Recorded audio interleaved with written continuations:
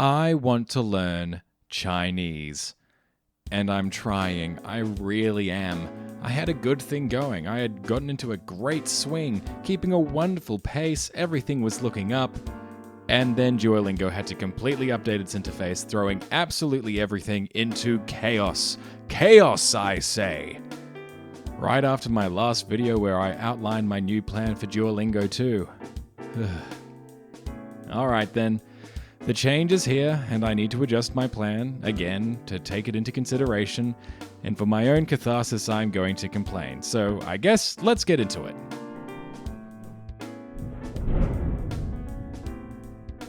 Let's take a step back and give a bit of context. First off, I'm late to the party. Duolingo's new learning path is something that's been available on iOS for a few months now, and they've been talking about it for even longer. The web interface had been updated to the new learning path a while back as well, which is when I completely and immediately stopped using it. I fled to the refuge of my Android device, doing my learning at my own pace until one day, bam! I load up the app and everything is different. Now, if you're new to Duolingo and thus have only ever experienced the updated version, or you've never used it, let me run you through what changed. Previously, topics on Duolingo were separated into groups of 2 or 3, and sometimes 1, and they all had convenient headings, things like location, greeting, weather, and so on. Topics went up to level 5 and then a 6th legendary level, but to move on to the next group of topics, you only had to reach at least level 1 in all the topics in that previous group. The entire course was separated into, at least in the case of Chinese, I haven't learned any other languages on Duolingo, 4 separate checkpoints, which kind of worked as a section exam after you had completed that checkpoint's topics. Once again, only required to be up to level 1. Now I know that there are other features of Duolingo, stuff like stories and other classes.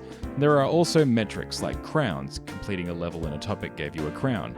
Some of these features, like crowns, I know have changed, and others I never particularly interacted with, so I can't say whether or not they have changed, so I'll be focusing on the topic layout when I talk about the changes. Now, what changed exactly about the topics? Well, aside from the actual content of the questions used to teach you, everything. So now, instead of groups of topics which you level up as a show of proficiency, there is one long line of lessons grouped roughly into units with their own descriptors. Instead of checkpoints at the end of large sections of lessons, each unit has its own little unit test which gets you a trophy. There aren't even really levels anymore, or rather the term level is used to describe each step of a unit, though there are legendary trophies which I haven't tried to get any of them yet. With that baseline description out of the way, what was my reaction? Like most unopted into changes, I immediately hated it, and my next Learning Chinese on Duolingo YouTube short was pretty much me just saying, I don't like this, and I don't like that I can't turn it off. Some time has passed since then, and yeah, I still hate it, but I can better explain why. But I've also leveled off my temper so I can more calmly look at the changes. So, before I dive into the negatives, I'll give Duolingo its due and give some heavily qualified, words of understanding, I guess I'll call it. I mean, it's not encouragement and it's definitely not praise, so yeah. I get why they've done it. I truly do. When I first started Duolingo, by far the biggest issue when it came to its use as a learning tool was its very loose structure. I even say in some of my early videos that my preferred way of using Duolingo was as a vocabulary learning tool, and its gamification worked mostly for repetitive, grind this information into your brain style revision. The way that I approached it early on was to get a topic all the way up to level 5 before moving on to the next one. Due to this, I felt like I was learning things exam style, you know? How you can cram a bunch of information into your brain for an exam, but then as soon as the exam is over, you barely remember any of it? That's what getting everything up to level 5 and moving on did. The stuff I retained was the stuff that, by sheer happenstance, was incorporated into later topics. This is what the new path seems to get right. It spaces out topics and incorporates revision into its path. Looking over the path of just Unit 23, the first step of Unit 23 is actually a topic from Unit 22, and then the next one is from Unit 21, and then finally in the third step, it's a new subject covered in Unit 23 itself. Then you get a reward and some personalized revision, followed by another 2 Unit 22 topics, another reward, the second Unit 23 topic, some more personalized revision, and then finally the unit test. Yup, the bulk of Unit 23 is spent revising Unit 22, Unit 21, and personalized practice. This is actually a great thing. If you want to actually properly learn something, you don't just try and memorize it in one sitting, but you form those neurological connections by repeated exposure. As much as we all used to hate it, this is why homework is important. If you rely on the single-time inputting of information into your brain during class, it's going to get fuzzy. But if you reinforce it and revise that information at home after school, it's going to stick with you longer. I'll say it unequivocally. If I were starting Chinese on Duolingo with the learning path that currently exists, I believe I would have run into far fewer problems during my Chinese learning journey. I think the new learning path is a great update for new learners. But fixate on one key word there: new. I am not new.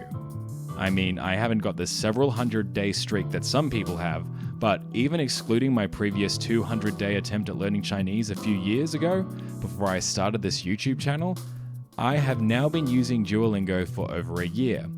More than that, and this is why I really hate the changes, I had finally found a system that really worked for me, and now I am permanently restrained from being able to utilize the system that I had come up with for myself, and that has absolutely killed my learning progress, motivation, and engagement. So, what was my system, and why can't I use it anymore? Ironically enough, the method that I used for learning Duolingo was quite similar to what Duolingo itself has actually implemented for its new learning path, something that I call the trickle method. Now, I've explained the trickle method several times in the past, so I'll make it brief. Essentially, each week I got a new topic to level 1, spreading out its lessons throughout the week. The rest of the time I spent doing lessons on previous topics, and the last modifier to that was that every 3 weeks I would take a week to purely revise.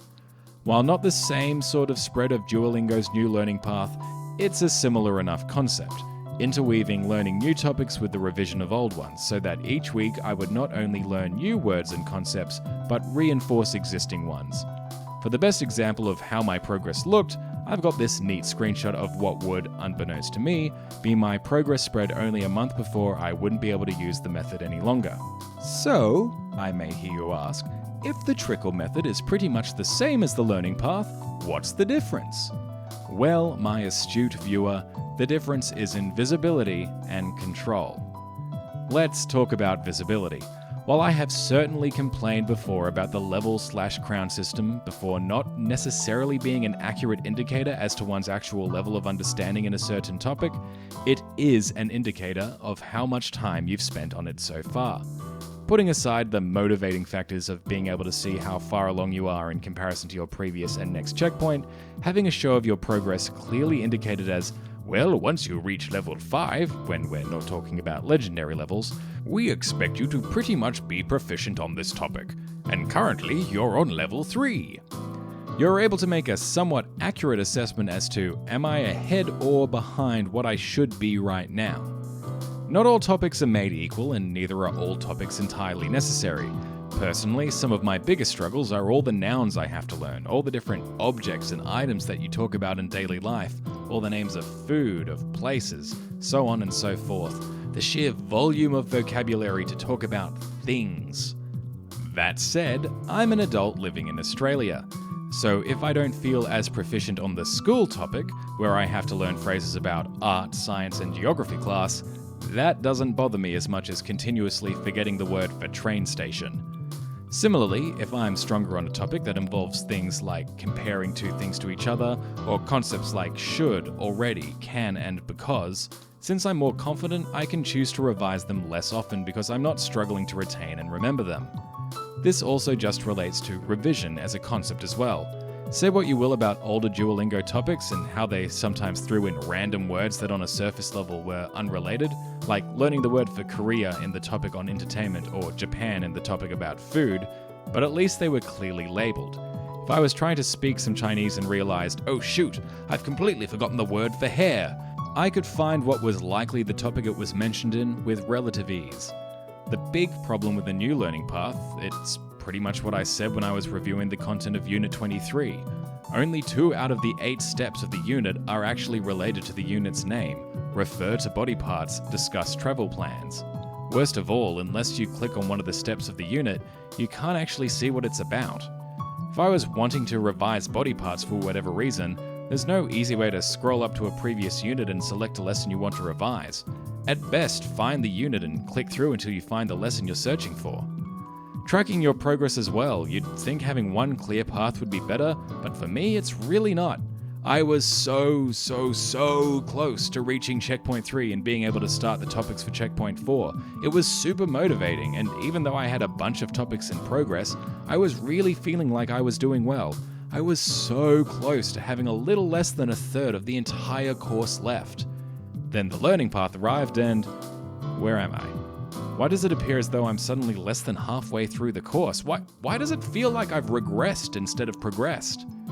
I know intellectually that having so many topics in progress, I probably still did have half of the course's content still to go, but even just the fact that I had nearly achieved level 1 on everything for Checkpoint 3's topics, it made me feel accomplished. Now I don't even know what level I'm up to for any given topic, now unit, because its content is spread out across several future units. Speaking of revision, Duolingo has also removed broken topics, something that artificially shattered a completed level 5 or legendary topic, encouraging you to revise it for extra experience. It was something easy enough to ignore if you didn't want it, but it was helpful to alert you to, hey, it's been a while, you should check this out. There were often times that I fixed a shattered topic and realized, you know what, I'm a bit rusty on that. The language was a bit specialized, I think I'll do some more. Just another casualty of the changes. I got a bit carried away there. I think I dipped into the control portion of the differences when I was talking about being able to choose what topic I wanted to revise, but really that is the crux of it.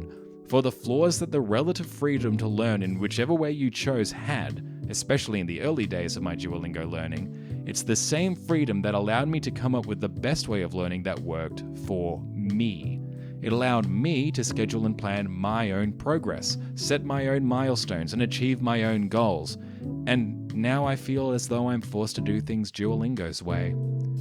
That may be objectively better. I mean, Duolingo has a team of language learning experts to tweak how learning is done, and honestly, if I did the learning path from the beginning, I may have found their way very successful.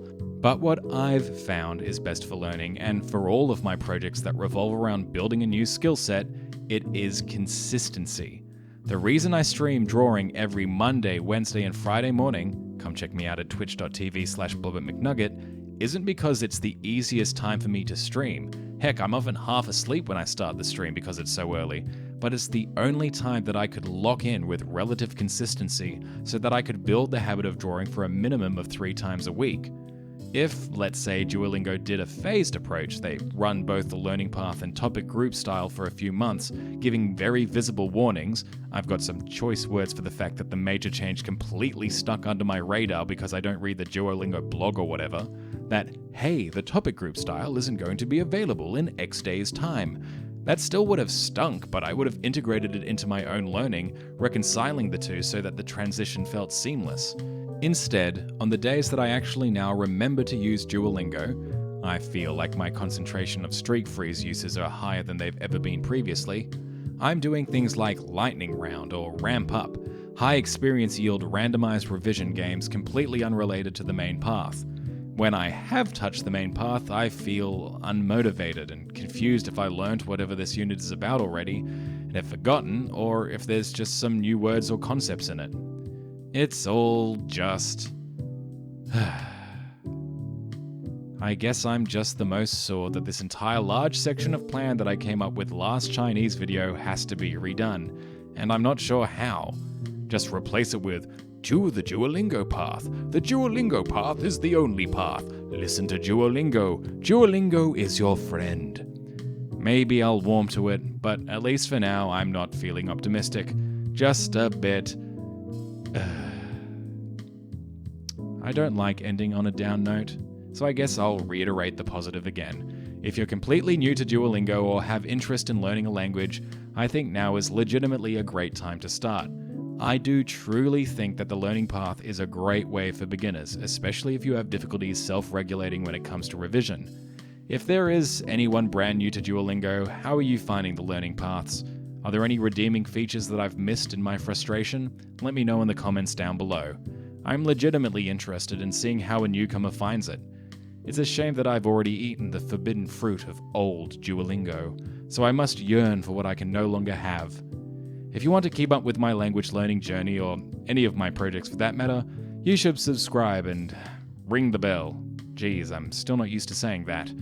I like to think that this channel's subscribers are all also pursuing various goals as well, since it's not I attempt new things, it's we attempt new things. Thank you all for watching, and I hope you have a fruitful day.